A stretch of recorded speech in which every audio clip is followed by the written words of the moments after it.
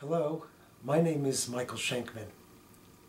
For the past 10 years or so, I've been engaged in a thought experiment.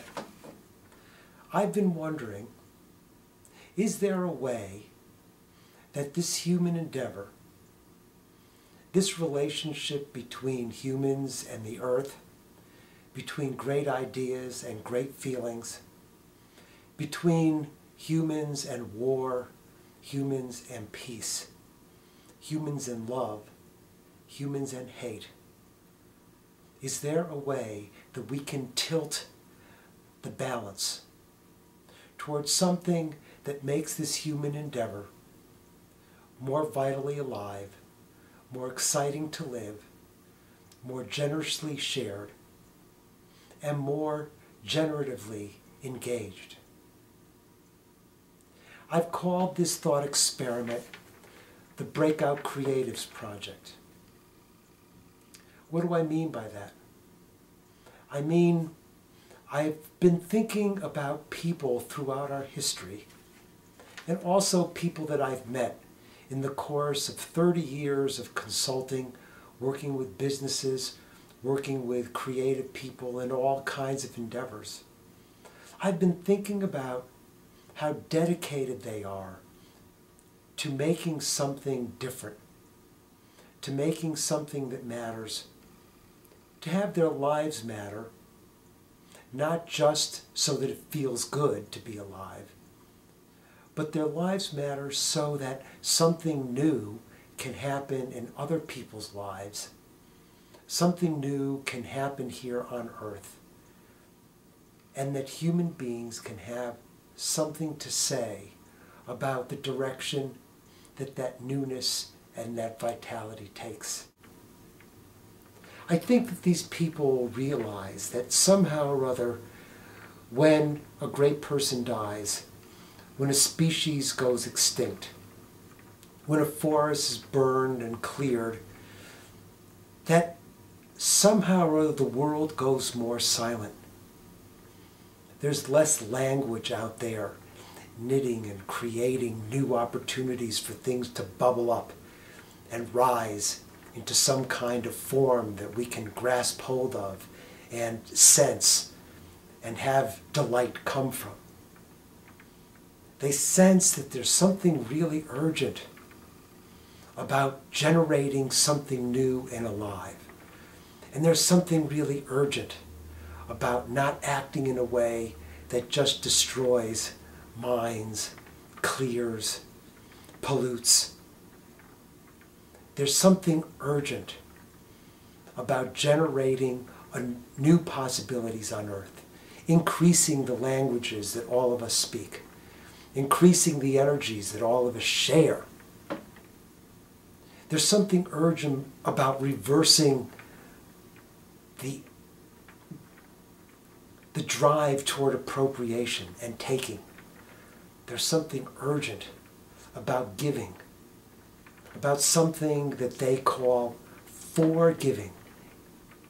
Give before anyone asks you to give. Give before even there's an opportunity to give. Give it out. Give it away. Put it out there. These people feel that there's something urgent in us, something urgent that even the earth is crying for. There are 4 kinds of figures that I'm experimenting with in order to think through this process. The first is, in a way, the most common among us, the leader. This is the person, in a way, that began it all. The person that somehow or other led an exodus out of Africa and put humans in a situation where they had to learn everything anew. They had to give into the earth in order to find out how to live with the earth. And then the artists arose. These people noticed, wow, something really exciting and different is happening here. What is it that this human thing is able to do that other species around us haven't been able to do? And they realize that this leader has put them in a situation where these humans started to come into contact with a different voice, with a different language, with a different way of seeing how to live. Then the prophet arose. The prophet arose, especially in the Middle East, in the Mesopotamian world. And the idea that the prophet brought forward is that there is something about the way humans live in and through their language that tells us that there is a wider world, a wider sense of what is important than the daily goings-on of commerce and survival. That somehow or other the universe wants to speak to us. And the prophets devoted their lives to bringing the word to us, to begin to listen to that other world. The work of the prophets was written down. Indeed, the work of the prophets was to write. And then this world got written up even further by the Greeks, beginning a new discipline called philosophy. Much later, and I'm speaking about history in the West here, much later, in the 12th century AD, there arose a new figure, a figure called the mystic. The mystic was a person who took the word at its word, who took the sense that what humans can imagine and what humans can expand into really defines what it is that the human can be.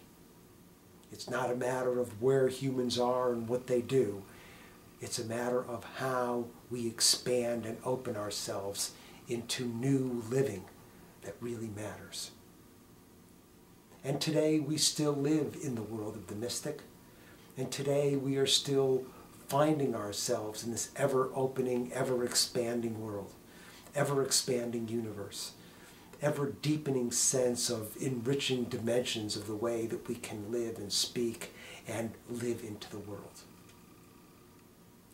So that's my thought experiment, to think through how it is that these figures generated this sense of what the human endeavor can be, what it promises.